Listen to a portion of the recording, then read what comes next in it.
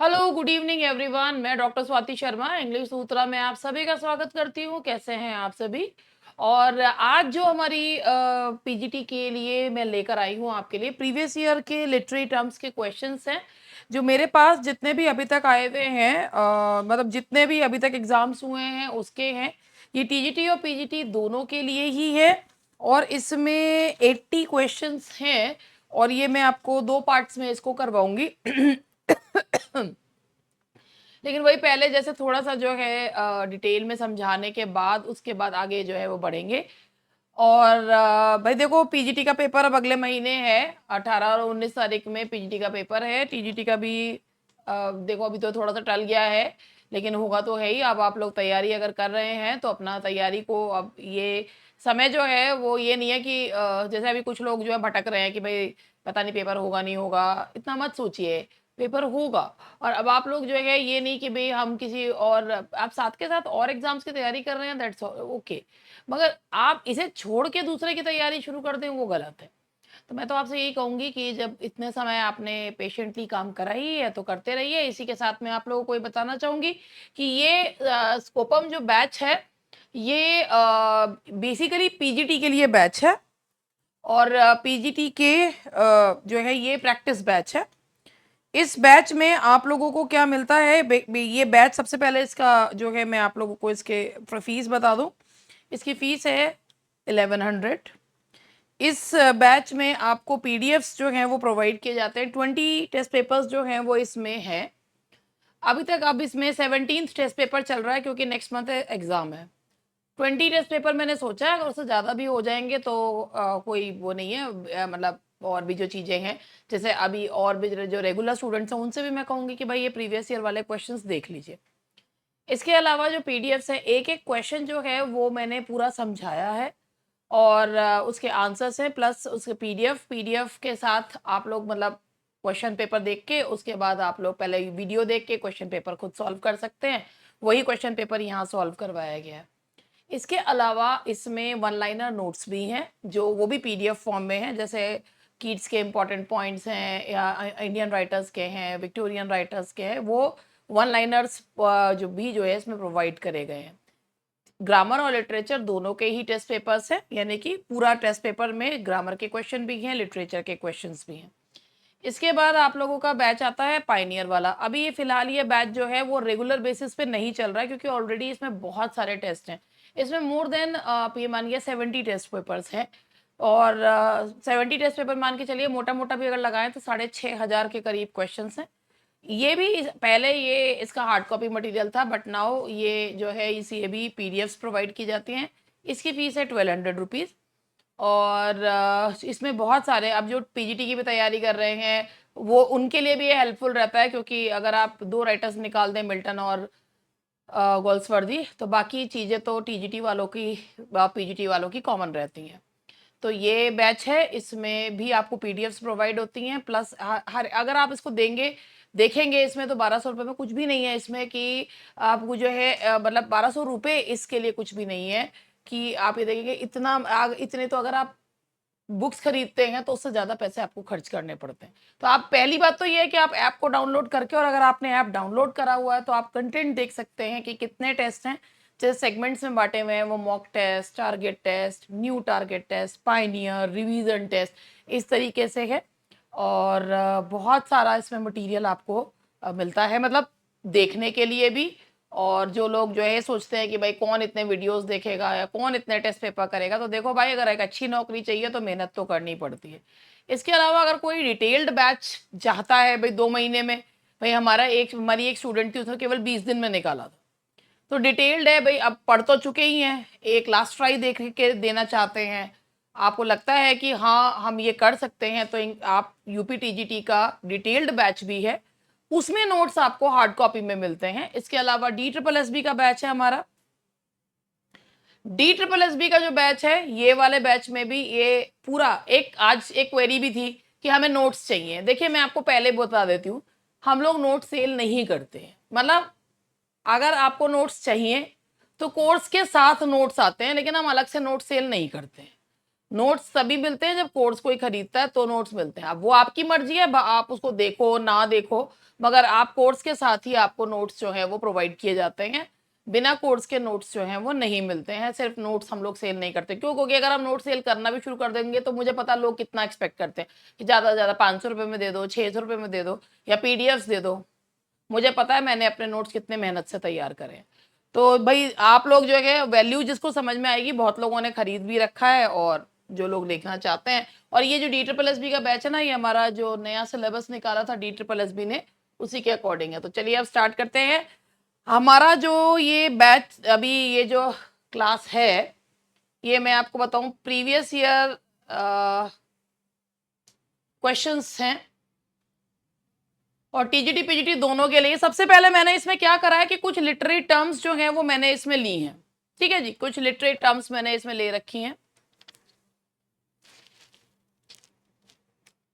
तो सबसे पहले मैं आप लोगों को लिटरेरी टर्म्स के बारे में बता दूं। आपका पहला जो लिटरेरी टर्म है वो है एफोरिज्म। एफोरिज्म का मतलब होता है कहावत, अडेज जिसे भी कहते हैं, अ कंसाइज एक्सप्रेशन ऑफ इनसाइट और विजडम। कि आप ये कहें कि भाई एक कम शब्दों में, जैसे बेकन के स्टाइल को एफोरिस्टिक स्टाइल कहा जाता है। ठीक है, तो एफोरिज्म का मतलब होता है कि कम शब्दों में ज्यादा बात को कहना, और उसे एफोरिज्म कहा जाता है। Bacon style is also known as aphoristic style, कि जिसमें विजडम से भरा हुआ। जैसे आपने बेकन की लाइन भी सुनी भी होगी, some books are to be tasted, some to be digested, some books are to be tasted, some to be chewed and some to be digested. तो कम शब्दों में उन्होंने पूरी बात बुक्स के बारे में ये बताया कि कुछ की बुक्स केवल और केवल जो है वो पन्ने पलटने के लिए होती हैं, कुछ जो होती हैं वो च्यू करने के लिए होती हैं, कुछ अच्छे से डाइजेस्ट करने के लिए होती हैं कि वो हमारे लाइफ पे बहुत गहरा असर डालती हैं। That is aphorism. बैलेड के बारे में अगर आपको पता है तो बैलेड जो होता है ना, बेसिकली बैलेड, पहले बैलेड जो होता है क्या होता है, जैसे एपिक जो होता है ना, वो एक बड़ी महाकाव्य को बोलते हैं। महाकाव्य में, और वो की एक हिस्ट्री के बारे में बताता है, नेशनल हिस्ट्री, और उसके अलावा वो ना एक हीरो के बारे में बताता है। बैलेड आप ये मान के चलिए कि ये उसका छोटा रूप है। बैलेड में भी कहानियां कही जाती हैं, और बैलेड में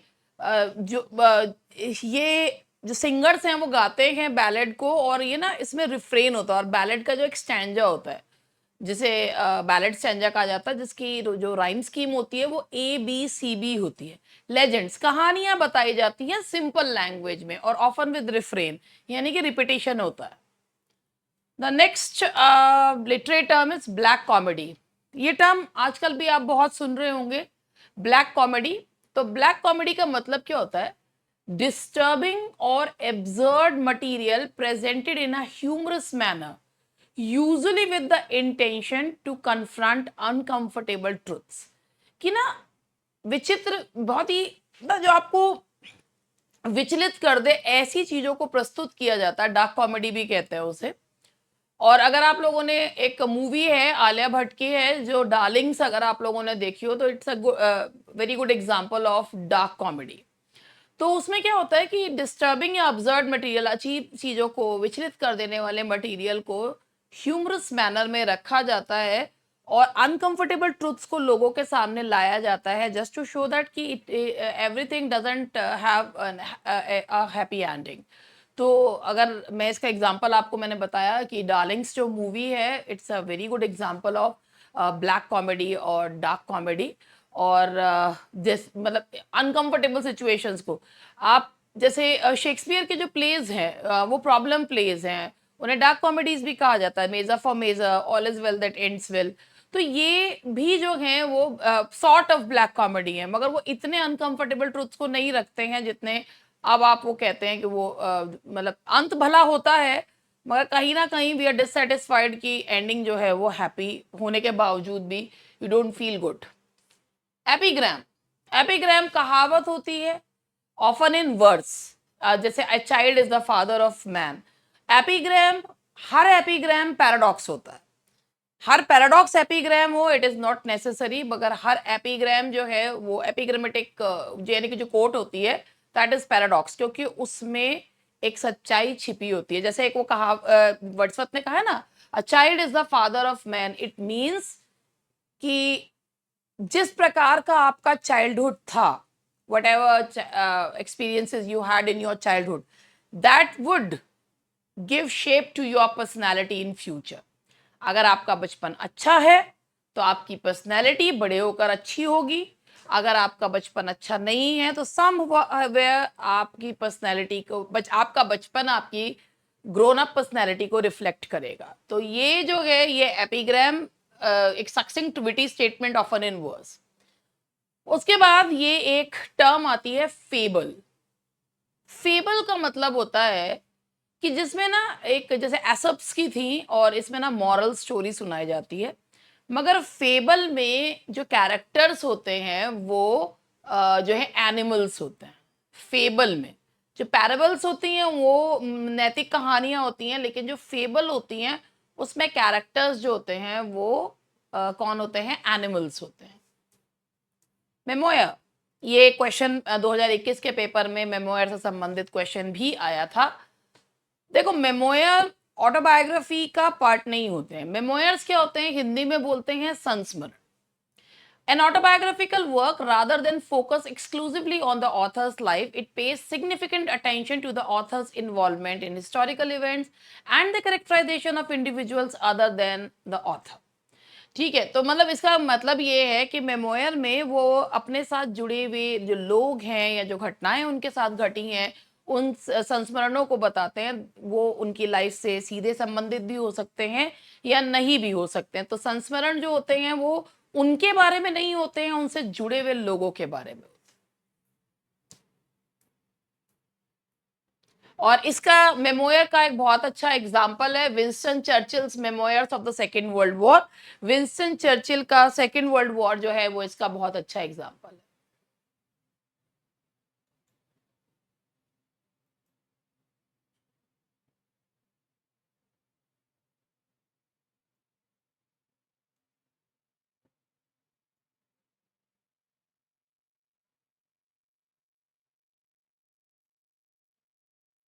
हेलो।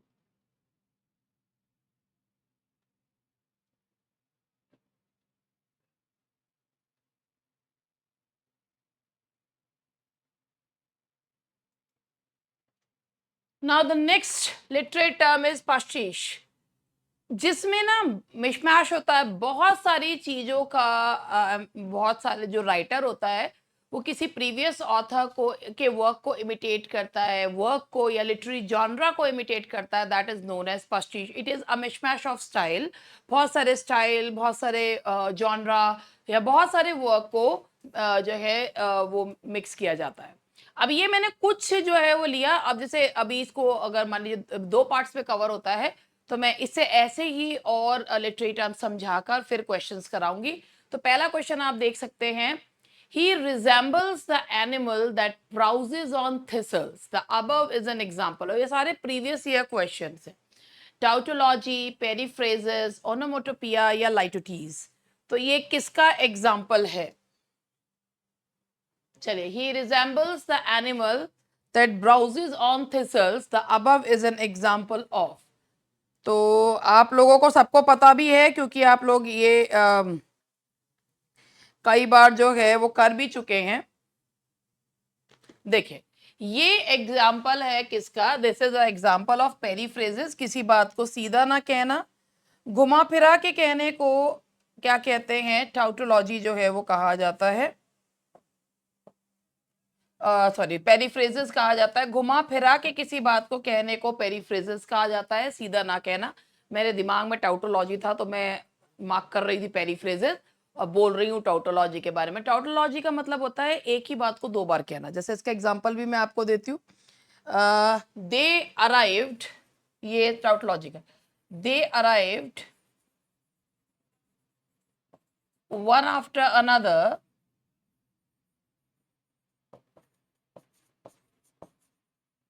इन सक्सेशन। तो अब इसमें ना रिपीटिशन हो रहा है। आप देख रहे हैं one after they arrived in succession कर दीजिए या वन आफ्टर अनदर की कर दीजिए, दोनों ही जो है वो एक मतलब रिपीटिशन जो होता है वो टाउटोलॉजी होता है। पेरीफ्रेजेस का मतलब होता है कि किसी बात को सीधे ना कहना, घुमा फिरा के कहना। तो ये गधे के लिए बात की जा रही है और पेरीफ्रेजिस घुमा फिरा के बात कहना। Question number second, the ploughmen homeward plods is weary way. हालांकि ये सारे प्रीवियस ईयर क्वेश्चंस हैं। देखिए, the metaphor, personification, transferred epithet. तो यहाँ पर आप देख सकते हैं, अगर मान लीजिए यहाँ पर एलिट्रेशन होता तो हम डब्ल्यू की उस वजह से वो भी कर देते, लेकिन यहाँ पर वेरी वे है। वे मतलब होता है रास्ता, और एपिथेट है, एडजेक्टिव है इसमें वियरी। वियरी मतलब होता है थका हुआ। तो थका हुआ जो है वो इंसान होता है, दैट इज नॉट, रास्ता थका हुआ नहीं होता है। तो जब हम किसी लिविंग एडजेक्टिव को नॉन लिविंग चीज के आगे रख देते हैं तो उसे ट्रांसफर्ड एपिथेट कहते हैं।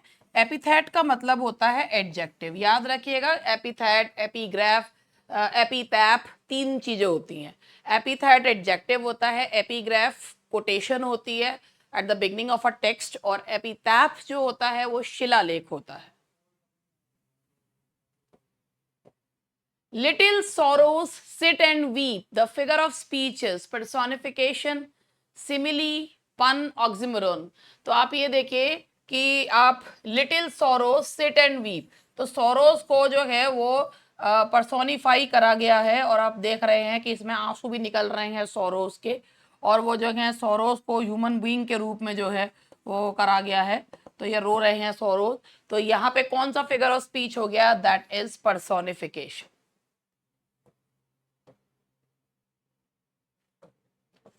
The iambic pentameter implies which of the following? iambic pentameter का इनमें से कौन सा जो है वो सही है? 5 syllables in the pattern unstressed stress।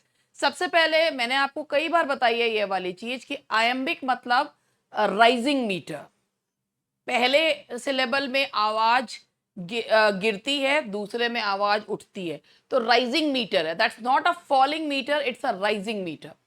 5 syllables नहीं होते हैं, 10 syllables होते हैं। 5 syllables in the pattern stressed unstressed, the pattern stressed unstressed repeated 5 times, the pattern unstressed stressed repeated 5 times. So the correct answer is D.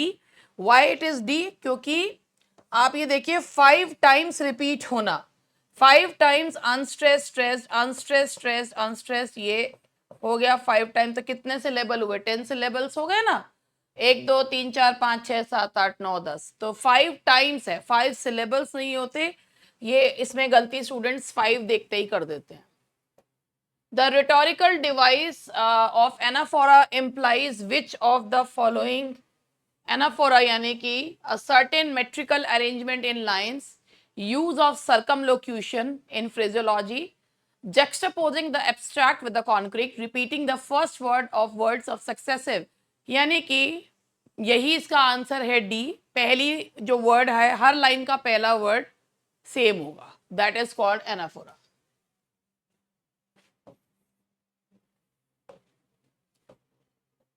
Which of the following sentences has the figure of speech called apostrophe? Man is the measure of all things. Patriotism, what horrors they have done are done in your name. My love is a red, red rose. All that glitters is not gold. तो देखो भैया, apostrophe का मतलब ही होता है कि जब आप एड्रेस करते हैं, बट एड्रेस किसे करते हैं? नॉन लिविंग थिंग को, जो the person who is dead, तो उसे जो उसे कहा जाता है, दैट इज एपोस्ट्रोफी। तो यहाँ पर किसे एड्रेस करा जा रहा है? एब्स्ट्रैक्ट आइडिया को। Patriotism, what horrors are done in your name, कि देशभक्ति तुम्हारे नाम पर क्या क्या किया गया है, तो that is B.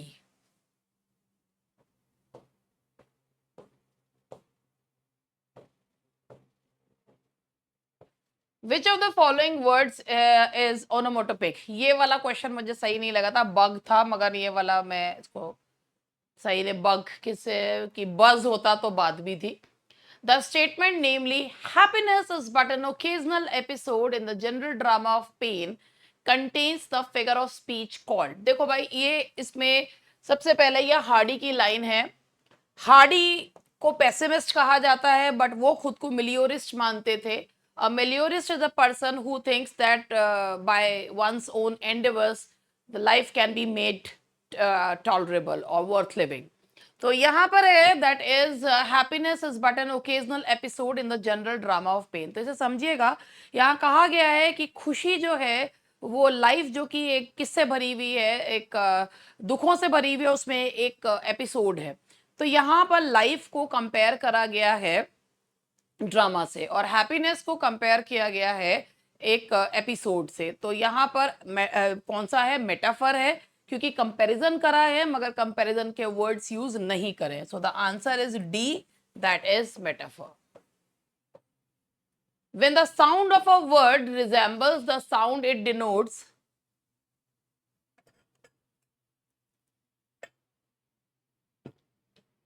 the figure of speech is, when the sound of a word resembles the sound it denotes, the figure of speech is कि जैसे क्रिकलिंग और जिंगलिंग, ये इनसे आपके दिमाग में एक इमेज बनती है, साउंड से इमेज बनती है। क्रीकिंग, क्रिंकलिंग, जिंगलिंग, तो ये सारे जो है ना वो कौन सा होता है, एक इफेक्ट, साउंड इफेक्ट जो देने वाली फिगर ऑफ स्पीच होती है वो कौन सा है, that is onomatopoeia.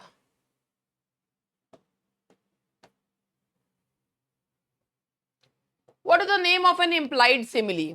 Implied simile का मतलब क्या होता है कि जब हम मान लेते हैं, कंपैरिजन मान लेते हैं, एज लाइक का यूज नहीं करते हैं, and that is metaphor.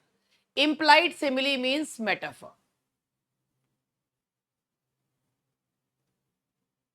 What is a direct address to the dead, to the absent or to a personified object or idea? जो मैंने अभी बताया था आप लोगों को, एपीग्राम, पर्सोनिफिकेशन, एपोस्ट्रोफी या नन ऑफ दीज, कि जब हम किसी लेकिन एक चीज याद रखिएगा, एपोस्ट्रोफी और एड्रेस में एक फर्क है। अगर आप किसी जीवित इंसान को एड्रेस कर रहे हैं वो एपोस्ट्रोफी नहीं है, it is simply address, and that too is not any figure of speech. तो अपोस्ट्रोफी का रीजन जो जैसे Milton, thou shouldst be living at this hour, तो जिस समय मिल्टन के ऊपर वो पोएम लिखी गई, मिल्टन उस समय तक जो है वो मर चुके थे। तो इसीलिए जब किसी डेड को, एब्सेंट को या पर्सोनिफाइड ऑब्जेक्ट को एड्रेस करते हैं तो the figure of speech is apostrophe. What is the figure of speech when the real meaning is exactly the opposite of that which is expressed by words apparently? Satire, irony, oxymoron या none of these? ये question मैंने एक बार पहले भी बताया था और उस पर मैंने बताया था कि अगर सरकाजम होता तो ये सरकाज्म का हो जाता, क्योंकि सरकाज्म में वर्बल आयरनी हो जाती, लेकिन यहाँ सरकाज्म नहीं है, तो सटायर को देख के कंफ्यूज होने की जरूरत नहीं है। सटायर का मतलब होता है कि when someone is ridiculed, some institution is ridiculed for the sake of rectification, that is called satire. लेकिन जो आयनी होती है उसमें ना जो बोलते हैं उसका ऑपोजिट जो है वो मीनिंग होता है। And Brutus is an honourable man. तो ये वाली जो स्पीच थी मार्क एंटनी की, वो पूरी आयरॉनिकल है, कि जैसे सिचुएशनल आयनी होती है, कॉस्मिक आयनी होती है। इसका एक एग्जांपल मैं आपको देती हूँ। हार्डी ने जो लिखी है novel Tess of the d'Urbervilles, तो उसमें टेस्ट जो है वो अपनी मतलब whatever had happen to her, she was raped by Alec, and because of that rape she got pregnant and she gave birth to a child. She named her Sorrow and that child died in infancy. तो वो जो भी कुछ उसने भुगता होता अपनी शादी से पहले, एंजल को, वो अपने होने वाले हस्बैंड को, वो सब लिख कर एक लेटर में, और वो उसको लेटर खुद देने की हिम्मत नहीं होती तो वो दरवाजे से सरका देती है। वो लेटर कहाँ स्लिप हो जाता है, वो कारपेट के नीचे चला जाता है, तो वो उसको मिलता ही नहीं है कभी लेटर, और उसको लगता है कि उसने वो लेटर पढ़ने के बाद भी उसको एक्सेप्ट कर लिया है। मगर कॉस्मिक आयरनी क्या होती है कि आफ्टर देयर वेडिंग और द फर्स्ट नाइट वो बात पता चल जाती है और वो उसको तभी छोड़कर चला जाता है। तो इंटेंशन क्या थी, क्या हुआ, that is cosmic irony.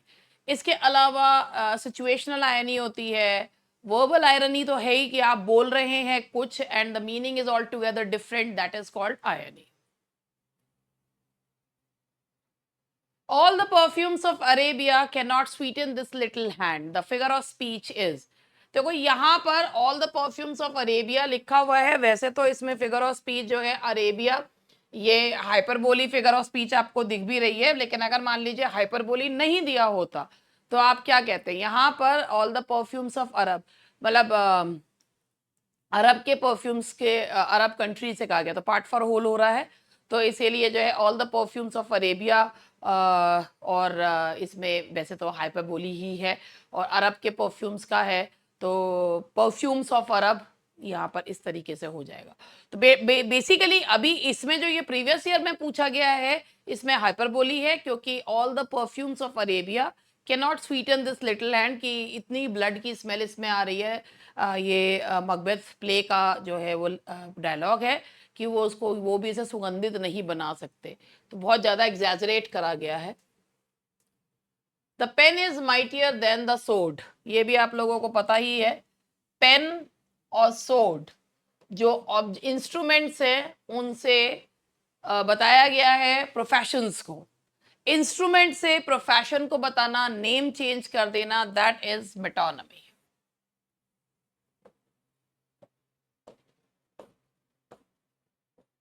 A ballad is a short poem narrating a tale, a poem written on somebody's death, वो एलिजी होती है, प्रेयर सॉन्ग और अ मैरिज सॉन्ग, इन सबके नाम आपको पता ही होंगे।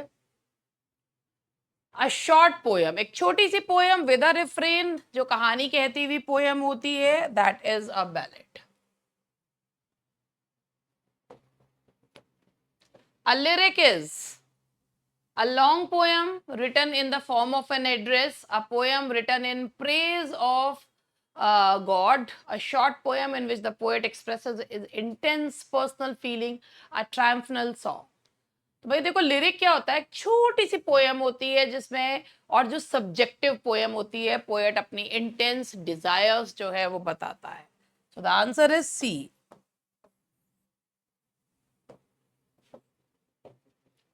The literary art of diminishing a subject by making it ridiculous and evoking towards it the attitudes of amusement and scorn is called allegory, melodrama, parody या satire।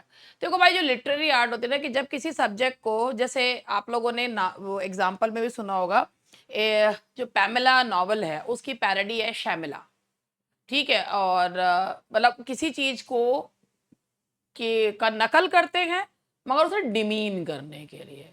तो जो Samuel Richardson के novel Pamela की नकल जो है वो शैमिला है, तो वो किसी चीज को रिडिक्यूल करने के लिए, एंड पीपल मॉक इट, जो है उस वर्क को मॉक मतलब मजाक उड़ाएं, तो वो होती है, that is parody.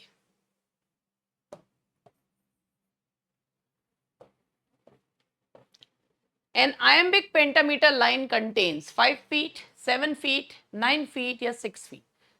5 feet 10 syllables, 6 feet की अलेक्जेंड्रीन होती है, ठीक है। A long poem telling the story of the leader of the whole community written in a narrative form and lofty style is called a drama, an epic, a short story, a lyric। अभी मैंने जब आप शुरुआत करी तभी बताया था कि एक लंबी पोयम कैंटोज में डिवाइडेड होती है, लंबी पोयम कैंटोज में डिवाइडेड होती है, एक लीडर के बारे में बताती है, ऑब्जेक्टिव पोयम होती है, और वो बहुत ही ज़्यादा लोफ्टी स्टाइल में लिखी जाती है। एपिक्स भी जो होते हैं ना, वो प्राइमरी एपिक्स होते हैं और सेकेंडरी एपिक्स होते हैं। प्राइमरी एपिक्स होते हैं जो कही सुनी पर आधारित होते हैं, यानी कि पोएट लिखता है, पोएट का नाम भी आता है, बट बेसिकली वो कही सुनी कहानियों पे आधारित होते हैं। और सेकेंडरी एपिक्स जो होते हैं, they are the brain child of the poet. तो जैसे मिल्टन का जो एपिक है paradise lost, it's a secondary epic. और अगर आप ओडिसी ओडिसी है, तो ये जो है ये प्राइमरी एपिक्स है।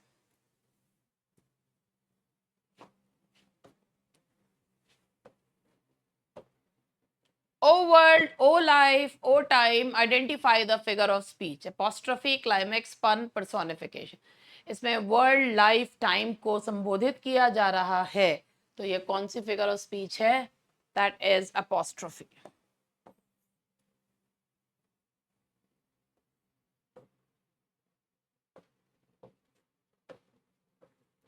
The camel is the ship of desert, identify the figure of speech। The camel is the ship of desert, identify the figure of speech। ये है मेटाफर, सिमिली, हाइपरबोली या नन ऑफ दीज। एक मैं आपको चीज बताती हूँ, इसी से संबंधित मुझे याद आया तो मैंने सोचा इसको साथ के साथ ही बता दूं आप लोगों को। एक मिनट का टाइम दीजिएगा।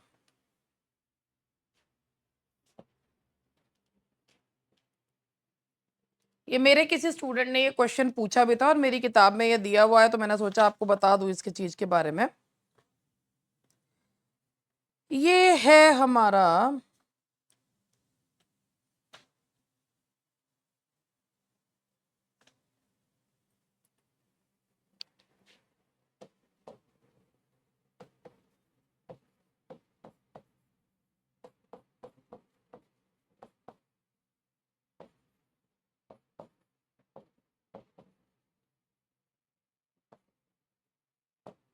एक क्वेश्चन आता है, he is the Newton of this country. तो दोनों में ही कंपैरिजन किया जा रहा है कि जैसे camel is the ship of desert, तो कैमल को शिप से कंपेयर कर रहे हैं मगर वर्ड्स ऑफ कंपैरिजन यूज नहीं हुए, तो मेटाफर है। He is the Newton of this country, तो न्यूटन से कंपेयर कर रहे हैं, तो मेटाफर है या नहीं है? बिल्कुल मेटाफर है।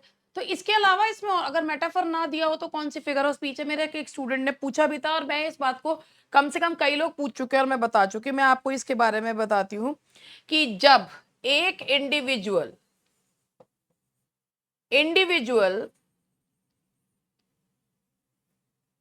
इंडिविजुअल पूरी क्लास को बताए तो वो क्या हो जाता है? पार्ट फॉर होल ही हो गया ना। पार्ट फॉर होल वाली चीज क्या होती है? पार्ट फॉर होल वाली चीज होती है सिनेक्डोकी। तो ये जो है मेटाफर तो एक साधारण वो है, ये सिनेक्डोकी का एग्जाम्पल भी है, समझे? तो आप इससे कंफ्यूज ना होइएगा कि भाई ये तो जो है मेटाफर ही है, ये कोई और एग्जाम्पल नहीं है।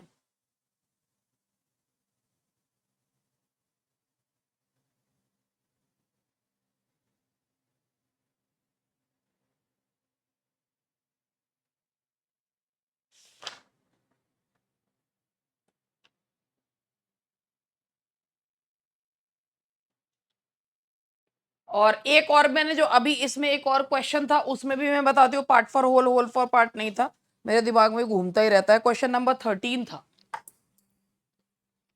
इसमें भी हाइपरबोली के अलावा और कौन सा फिगर ऑफ स्पीच था ये मैंने आपसे पूछा भी था, तो मैं आपको एक बार वो भी बता देती हूँ। All perfumes of Arabia will not Sutton this little hand.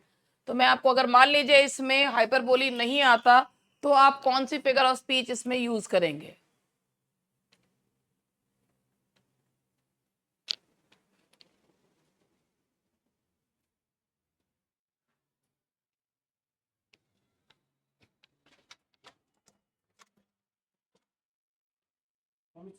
एक मिनट,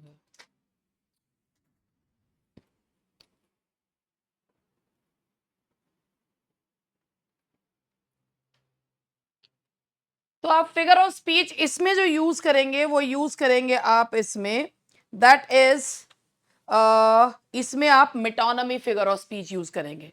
और आज मैं आप लोगों को 21 क्वेश्चंस तक हुए हैं, तो 21 तक मैं आप लोगों को करवा रही हूँ, काफी लंबी क्लास हो भी गई है, 21 तक करा रही हूँ और बाकी के मैं आप लोगों से को करवाती हूँ कल। So that's all for today, मिलते हैं कल।